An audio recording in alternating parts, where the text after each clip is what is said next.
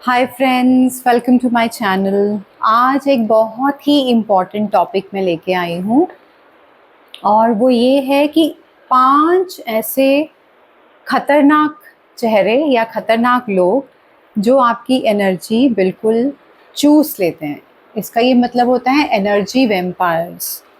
आपने वेम्पायर सुना होगा ना, वेम्पायर्स कौन होते हैं? जैसे ड्रैकुला होते हैं, वैसे ही ऐसी वेम्पायर्स होते हैं जो दूसरों की एनर्जी सक कर लेते हैं। तो हमारे आसपास ही ऐसे कुछ लोग होते हैं जो हमारी एनर्जी को सक करते रहते हैं और हमें पता ही नहीं चलता।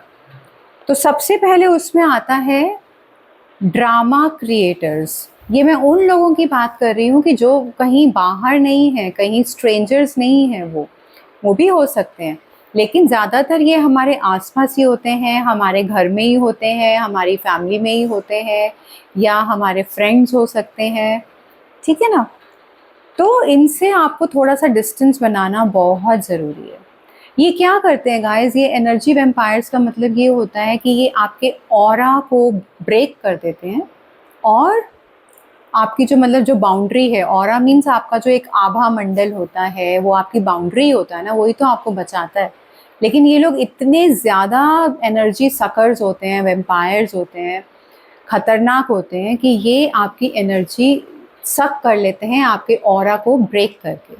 इसीलिए हम लोग कहते हैं कि अपना ऑरा स्ट्रॉन्ग रखिए, अपने ऑरा को लॉक करिए। जो लोग स्पिरिचुअल होते हैं या जो लोग बहुत ज़्यादा गॉड में बिलीव करते हैं, उनका ऑरा ऑटोमेटिकली स्ट्रॉन्ग रहता है। लेकिन जो लोग बहुत ज़्यादा नेगेटिविटी में रहते हैं या बहुत ज़्यादा लो वाइब्रेशन में रहते हैं, उनका ऑरा ऑटोमेटिकली इतना ज़्यादा स्ट्रॉन्ग नहीं होता, वीक होता है, इसलिए बहुत जल्दी ही उनकी एनर्जी ड्रेन हो जाती है। ठीक है गाइस?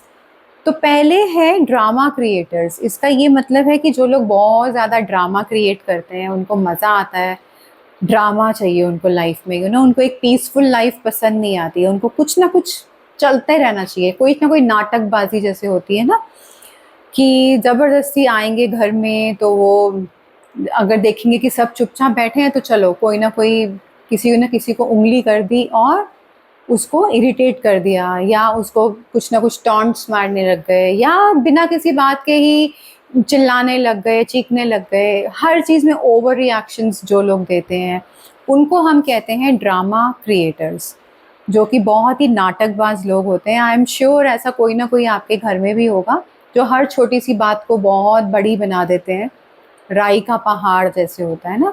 और क्या होता है कि वो आपके अंदर फ़ियर क्रिएट करते हैं, वो आपके अंदर गुस्सा क्रिएट करते हैं, और आपके अंदर एक अनरेस्ट, अनरेस्ट का मतलब होता है कि आपकी जो पीसफुल स्टेट है उसको पूरा बिगाड़ देते हैं। वो आपको इतना ज़्यादा इरिटेट करते हैं कि आपको गुस्सा आ जाता है, गुस्सा दिलाते हैं वो आपको, ज़बरदस्ती पोक कर कर के, ज़बरदस्ती चिल्ला चिल्ला के, ऊंचा बोल बोल के वो आपके अंदर फ़ियर क्रिएट करते हैं। और जब आप डर जाते हैं, जब आप गुस्से में आ जाते हैं, जब आप अनरेस्ट में आ जाते हैं, तो जो आपकी वो घबराहट और वो छटपटाहट और वो गुस्से की जो एक एनर्जी होती है, वो उसको सक कर लेते हैं। मतलब आपकी जो एक पॉजिटिव एनर्जी थी, पीसफुल एनर्जी, उसको उन्होंने सबको हिला दिया और ये सारे इमोशंस और ये सारी फीलिंग्स क्रिएट करके आपकी एनर्जी को सक कर लिया। अब क्या होता है, वो तो बड़ा, उनको बहुत अच्छा लगता है ये सब ड्रामेबाजी करना, इरिटेट करना, ओवर रिएक्शन देना हर चीज़ पे। वो बहुत इंजॉय करते हैं ये सब चीज़ें। तो वो तो अपना कर कर के अपना शांत हो जाएंगे, अपना चाय पियेंगे, अपना खाना वाना खाएंगे, रिलैक्स करेंगे। आप देखिएगा कभी उन लोगों को, जो दूसरा इंसान होता है, लेकिन वो बेचारा इतना ज़्यादा ड्रेन्ड फील करता है, वो सोचता है कि ये क्या हो गया मेरे साथ, अभी तक तो मैं बिल्कुल ठीक था, एकदम से इन्होंने आके सब कुछ ही हिला दिया। तो सबसे ज़्यादा तो यही होते हैं ड्रामा क्रिएटर्स, जिन्हें हम कहते हैं नाटकबाज। ठीक है? और दूसरे होते हैं विक्टिम एनर्जी में जो लोग रहते हैं। इसका ये मतलब है कि कुछ लोगों की आदत होती है, वो हर चीज़ में अपने आप को विक्टिम शो करते हैं कि हाय मेरे साथ ये ऐसा हो गया। वो जैसे ही आपको देखेंगे ना, अपनी कहानियाँ शुरू हो जाएंगे, हाय मेरी लाइफ में ये प्रॉब्लम है, हाय ये, हाय वो, हाय मेरे को तो इतने सारे फिजिकल इश्यूज हैं, मेरी हेल्थ को ये हो रहा है, मेरे घर में ये प्रॉब्लम है, मेरे बच्चे ऐसा करते हैं। मतलब उनका वो विक्टिमाइजेशन का जो एक जोन होता है वो उसी में रहते हैं और वो चलता ही रहता है। वो चुप ही नहीं करते, बस आप चुपचाप उनकी बातों को सुनते रहते हैं। और क्योंकि आप एक एम्पैथ होते हैं, आप उनके साथ सिंपैथी देना चाहते हैं उनको, तो आप उनको पूछे, ओके ओके हाँ जी ठीक है, हाँ ऐसा हुआ वैसा हुआ, मतलब उनको हाँ में हाँ मिलाते रहते हैं आप। अरे हाँ ये तो बहुत पेनफुल है, जब अगर वो आपको कहेंगे ना मुझे यहाँ दर्द है या मेरी तो ऐसी मेडिकल कंडीशन है, तो आप क्योंकि एम्पैथ हैं तो आप तो वो उनको वो एम्पैथी देंगे ही ना कि हाँ ऐसा हो रहा है वैसा हो रहा है, ओहो I feel really bad for you. जो भी हम लोग अपने एम्पैथी हम शो करते हैं उनको, तो उससे क्या होता है वो आपकी ओवर एम्पैथी का फ़ायदा उठाते हैं और आपकी एम्पैथिक जो एम्पैथेटिक एक इतनी अच्छी एनर्जी होती है वो उसको पूरा सक कर लेते हैं। और फिर तो वो खुद तो चले जाते हैं क्योंकि उनको लाइट फील होता है अपनी सारी बातें आपको बता के, अपना पूरा गाना गाते हैं वो कि मुझे ये हुआ वो हुआ, शुरू से एंड तक उनके बारे में ही सारी कॉन्वर्सेशन चल रही है। वो तो लाइट होते हैं और फिर वो हंस के निकल जाते हैं, लेकिन आप बहुत ज़्यादा हैवी हो जाते हो क्योंकि आपकी वो पूरी एनर्जी ड्रेन कर देते हैं। ठीक है, तो ये होते हैं सेकंड टाइप के, विक्टिम एनर्जी में जो रहते हैं हमेशा।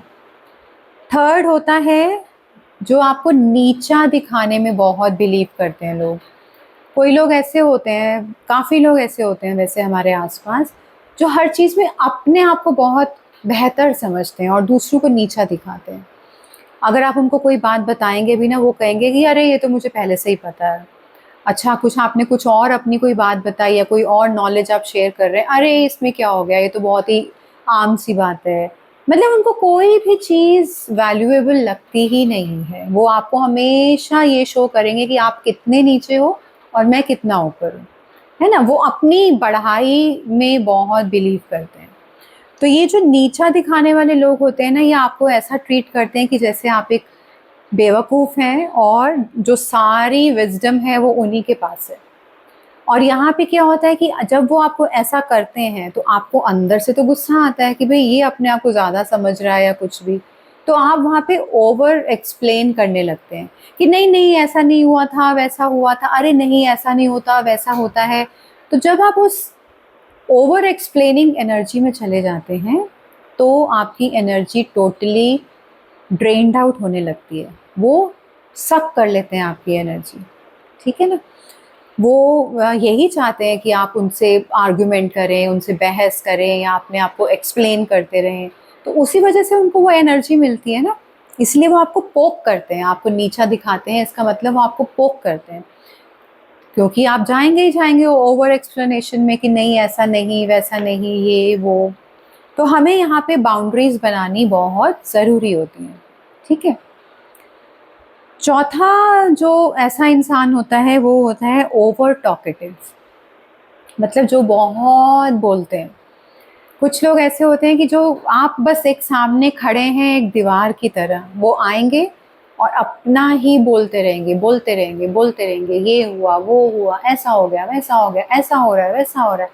कुछ भी जो भी उनके मन में होता है वो बोलते ही रहते हैं। बस आप खड़े हैं वहाँ पे, आपकी प्रेज़ेंस ही इम्पोर्टेंट है उनके लिए। आप कुछ कह रहे हैं, नहीं कह रहे हैं, उसको उनसे कोई फ़र्क नहीं पड़ता, क्योंकि उनको अपना जो कचरा होता है, उनको वो आपके ऊपर डालना है, ठीक है ना? क्योंकि आपको पता है कि जो शब्द होते हैं, जो हमारे वर्ड्स होते हैं, वो भी एक एनर्जी और एक फ्रीक्वेंसी कैरी करते हैं। तो जब एक इंसान बोलता ही चला जा रहा है, नेगेटिव बातें भी कर रहा है, दुनिया भर की बातें कर रहा है, तो वो क्या करता है, वो सिर्फ़ अपने आप को खाली करने आया है और उसने आपको बस एक कंटेनर समझा हुआ है कि वो सब कुछ आपके अंदर भर के खुद खाली हो जाएगा, आपको भर देगा और खुद वहाँ से चला जाएगा। तो ये भी एक बहुत ही डेंजरस टाइप के लोग होते हैं जो बहुत बात करते हैं और ज़्यादातर ऐसे लोग सिर्फ़ अपने बारे में ही बात करते हैं, ठीक है?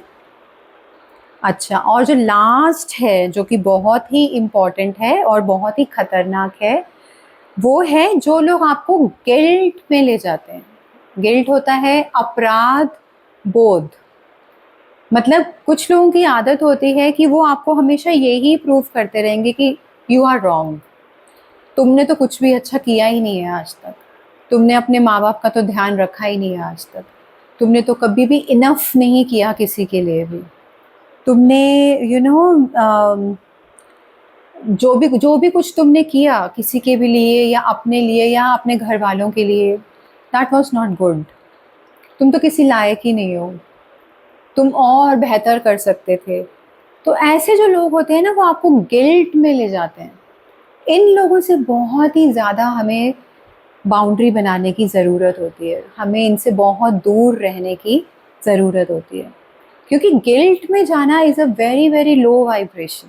ठीक है ना, मतलब हमें नहीं पता, हम तो अपनी लाइफ में मस्त हैं, हम सही चल रहे हैं एकदम, लेकिन एक बाहर से दूसरा तीसरा बंदा आके हमें ये बोलता है कि अरे तुम में तो ये खराबी है, तुमने तो ऐसा कर दिया, तुम तो किसी लायक ही नहीं हो, तुमने तो अपने पेरेंट्स का ध्यान ही नहीं रखा, तुमने तो अच्छी एजुकेशन नहीं ली, अच्छी जॉब नहीं करते हो तुम।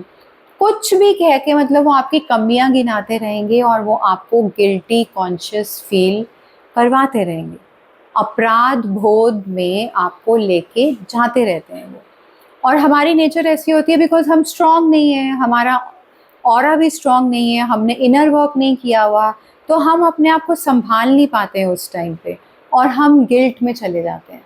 फिर उसके बाद हमारी ओवर थिंकिंग शुरू होती है कि अरे मैंने तो अच्छा नहीं किया, अरे मैं तो I am not good enough, काश मैं ऐसा कर लेता, काश मैं वैसा कर लेता। तो ये जो लोग होते हैं ना, ये आपको टोटली ड्रेन कर देते हैं, क्योंकि गिल्ट की जो वाइब्रेशन होती है वो बहुत ही लो वाइब्रेशन होती है। ठीक है गाइस, तो मैं इसको समराइज करती हूँ। जो पहला होता है वो होते हैं ड्रामा क्रिएटर्स, मतलब कि जो नाटकबाज होते हैं। दूसरे होते हैं जो विक्टिम एनर्जी में रहते हैं। तीसरे होते हैं जो आपको हमेशा नीचा दिखाने की कोशिश करते रहते हैं। और चौथे होते हैं जो ओवर टॉकेटिव होते हैं, अपने बारे में ही ज़्यादा वो बात करते रहते हैं, अपने ही अचीवमेंट्स को बताते रहते हैं। और जो पांचवे होते हैं वो होते हैं जो आपको गिल्ट में ले जाते हैं, अपराध बोध में। तो ये जो पांचों टाइप के लोग हैं, इनसे हमें बहुत ही केयरफुल रहना चाहिए, और इनसे बचने के लिए हमें अपने ऑरा को काफ़ी स्ट्रॉन्ग रखना चाहिए, हमें अपनी एनर्जी सेव करनी चाहिए। और एक मैं आपको यहाँ पे बहुत ही सिंपल सी रेमेडी बताती हूँ कि कैसे आप अपने ऑरा को स्ट्रॉन्ग कर सकते हैं। ठीक है ना, एक तो सबसे बड़ी बात यह है कि आप इनर वर्क जितना करेंगे आपका ऑरा उतना ही स्ट्रॉन्ग होता रहता है। दूसरी बात यह है ग्राउंडिंग, ग्राउंडिंग करना भी बहुत इम्पॉर्टेंट होता है। जब भी आपके पास से कोई ऐसा आदमी या ऐसा कोई इंसान, इन पांचों में से कोई आपके पास होके गया है या आप किसी से मिल के आए हैं, तब तो आपको ग्राउंडिंग करना बहुत ही ज़रूरी है। ठीक है गाइस, ग्राउंडिंग का क्या मतलब है? ग्राउंड, ग्राउंड मतलब ज़मीन, जो ये अर्थ है, हमारी मदर अर्थ है। कच्ची ज़मीन होती है ना, जहाँ मिट्टी होती है या जहाँ थोड़ा सा घास होता है, ग्राउंड जैसे बाहर पार्क्स होते हैं, वो होता है ग्राउंड। ये जो पक्के फर्श है हमारे घर में वो नहीं, कच्ची जो ज़मीन होती है या घास उसके ऊपर, तो वहाँ पे आप नंगे पैर मतलब चप्पल उतार के आप 2 मिनट 4 मिनट 5 मिनट बैठिए, पैरों को टिका के। ठीक है ना, ग्राउंडिंग का मतलब यही है कि अर्थ के कांटेक्ट में आना है आपने।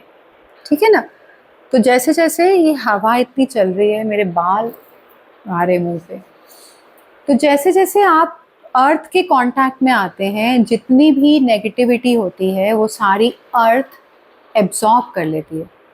आपने देखा है घर में जब हम वायरिंग करते हैं, जब बिजली की वायरिंग होती है, तो एक अर्थिंग का एक वो रखा जाता है ना, एक होता है रेड वायर, एक होती है येलो वायर, एक शायद होती है ग्रीन वाली, जिसे हम कहते हैं ये अर्थिंग की वायर है, अर्थ की अर्थिंग कहते हैं उसे।